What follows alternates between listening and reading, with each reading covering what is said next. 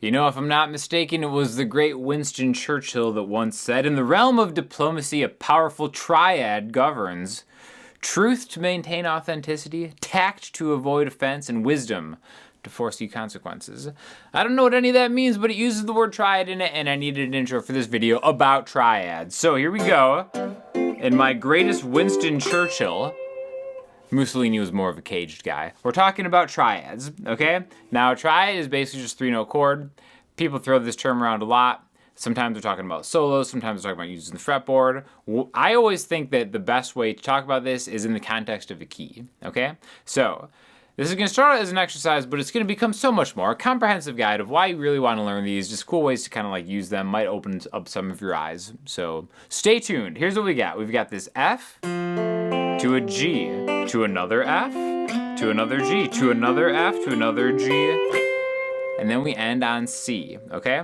So, like I said, a triad is a 3-note chord. In any key, the key of C, for instance, there are 3 major chords: C major, F major, and G major, all right? If you know that, that's great. If you don't know that, I think this is a great way to start because it really explains the notes that populate these chords, which I think is really important, okay? You might even know the chords by themselves: C, F, G, or C, F, G, however you play it. But after the C major chord, we're gonna go, you know, you've got your 3rd fret on the A string, 2nd fret on the D string, open G, 1st fret on the B string. Just keep your pointer finger there, ring finger, middle finger down a string. So now we're really just focusing on the D, G, and B string for almost the entirety of this lesson, okay? Right here. So 3, 2, 1, F, A, C. This is the 4 chord in the key of C. C, D, E, F. I don't know why I counted numbers like that. Isn't it weird when you're counting, you're starting to... I've always been jealous of people who can count on their thumb like that. Once I get to the 4, it's like my hand just doesn't work that way. Anyways, back to Winston Churchill's triads. 3, 2, 1, F, okay? So this is the 4 chord in the key of C. The next chord right after that is a G. F major, G major. In any key, there are 2 major chords that are right next to each other. This is most prevalent in this exercise where you go 3, 2, 1, 5, 4, 3. Okay? So you can play any kind of chord progression, F to G, just...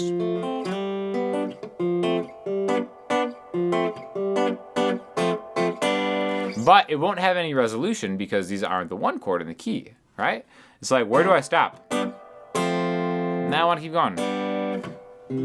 It resolves on C, all right? So the forward propulsion, another Winston Churchill sounding phrase, is gonna continue on into the next voicing of the triad, okay?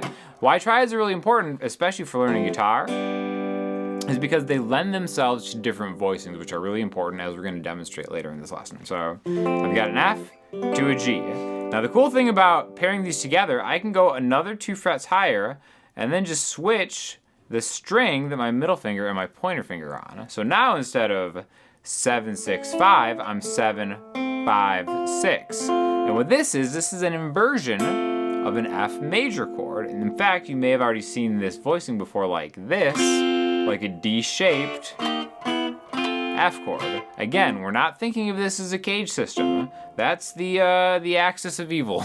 It's caged. I always dunk on caged people. I'm sorry. I have nothing against the cage system, but it's just too good, right? So here's the next F chord, right? I think this is a great way to think of it.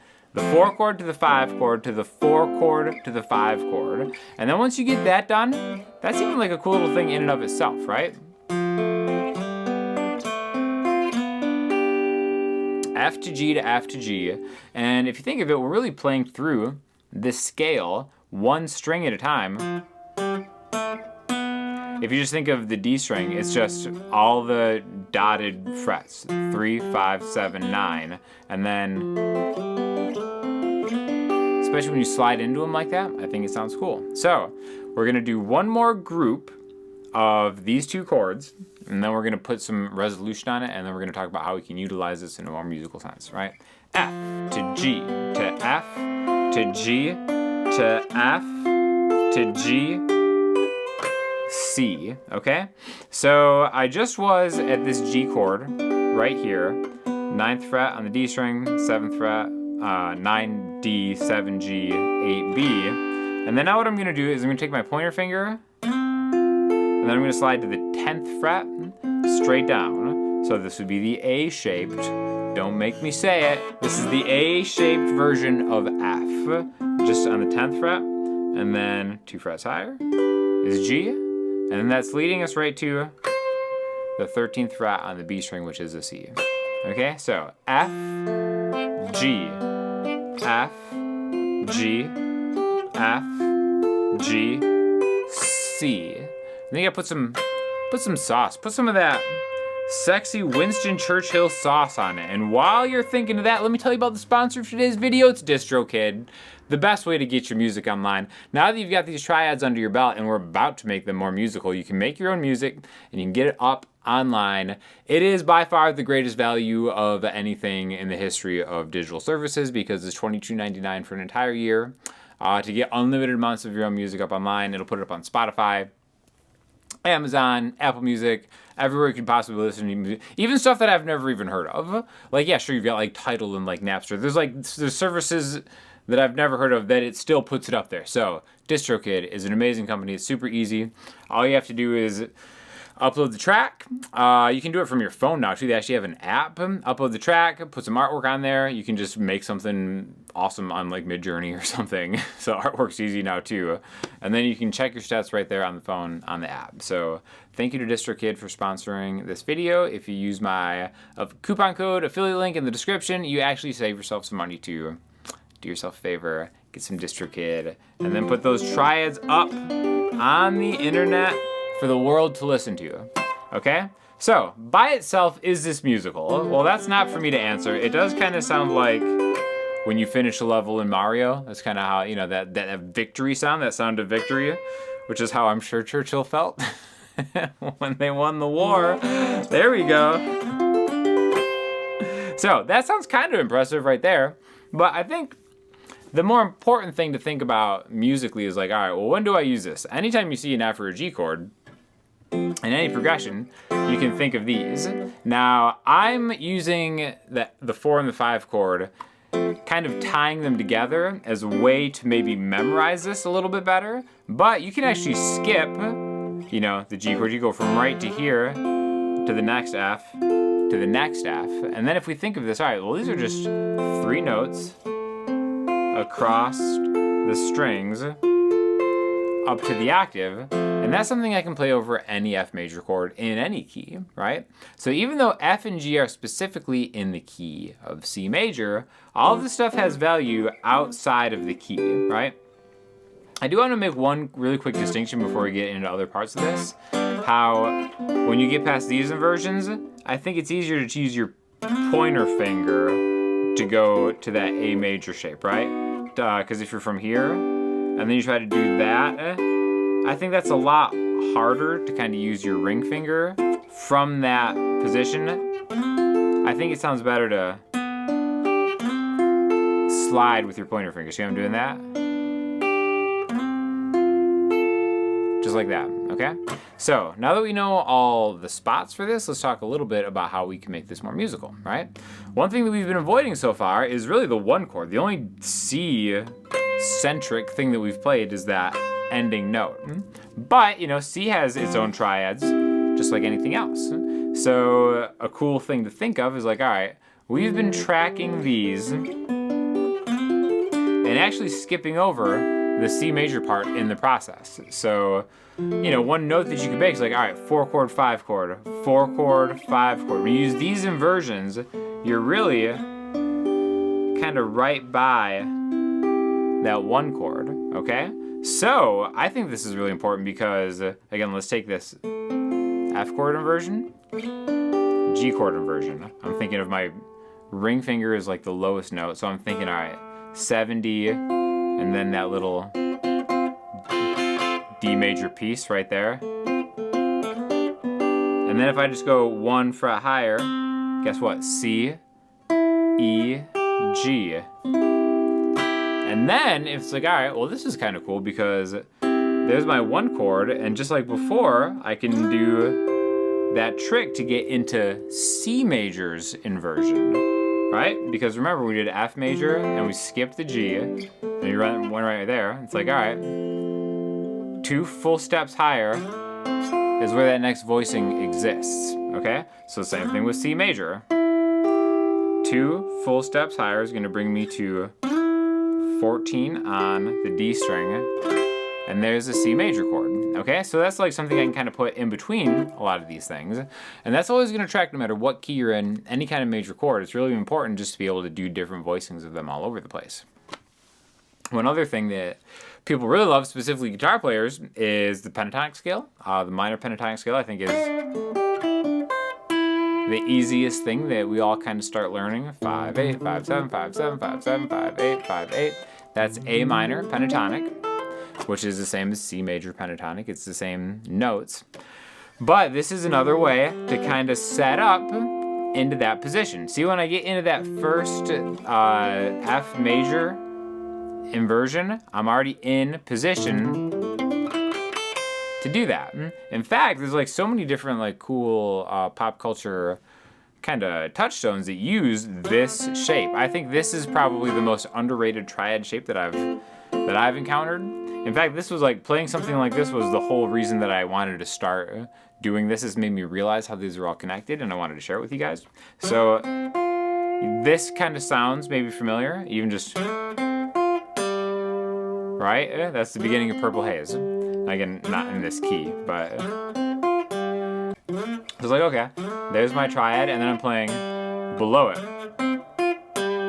And you can kind of, just think of that as like a way of like having this chord right here, and then, the note before it. So you're making just cool little like riffs out of this.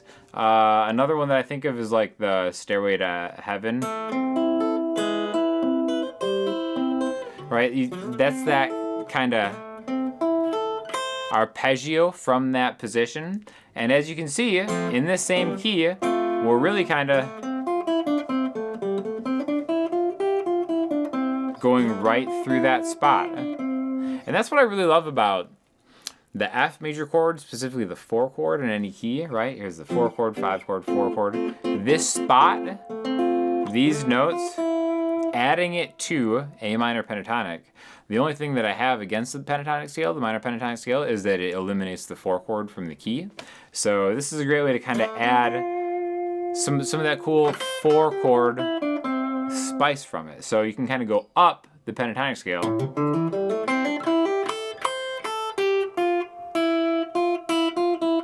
right there.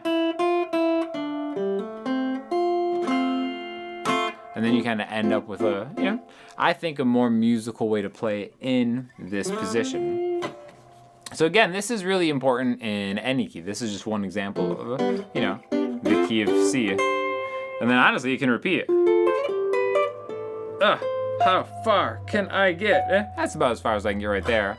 But it just repeats. It's like a pattern that goes over and over again. And you're essentially learning all the notes in any key across these D, G, and B strings. So let's do this in another key really quick. Let's just pick something random. Let's do the key of F, right?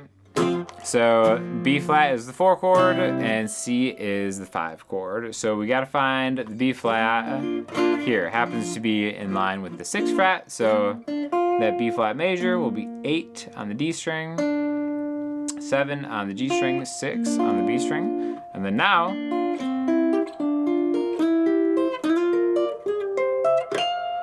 there you go, leads me all the way to an F, and then it'll resolve on F. So a really cool way to kind of think about that, it's like, all right, it's one thing to just kind of jump right in to the chord, but a great way to connect this is maybe playing off a root note, and it's like, all right, so here's F major, right? And I want to go 1 to 4, but I want to get into this spot right here. I always thought a really cool way to do that is just to take an arpeggio and be like, all right, I want to get from the root note here on the E string, and I got to do something to get all the way to the root note of this arpeggio, triad run. So how do I do that? How do I connect this to this? I mean, I could just run it like that, but that's not a very elegant way to do things, that's where I think these really cool kind of like maybe like arpeggio runs come in. So what I'm going to do now, this is the last thing we're going to do here, so stay with me, is like that, right? So I'm running through this F major chord, F, G, A, C, F, G, and then from here I feel confident enough to run into those different shapes. Okay, and again, anytime you do this, you can be like, all right, I'm gonna tag this as whatever key I'm in. I can do this shape, and then from here, there's my octave, right? 1, 3, 5, 3, 3, and then from here, I can just go from 3, a whole step, and then 3 frets, or a whole step and a minor third, or you can just think of this as from 3 to 8, 5. Okay, so a lot of cool ways to connect these, and then I think it all starts really with this one exercise. And again, when you pick it like this, you know, I'm just doing it finger style, thumb, pointer, middle, thumb, pointer, middle. And your hand never leaves the fretboard. It just sounds smooth because, you know, again, my ring finger is leading the way until I get to those last ones right there. So really great exercise, really good way to kind of open up the fretboard using triads just like Winston Churchill would have wanted you to. So thanks for watching. Thanks to DistroKid for sponsoring. Like I said, get your music up online. Affiliate link in the description. And if you have any questions or comments, hit me up in the comment section, Instagram, or the website. I'll talk to y'all soon.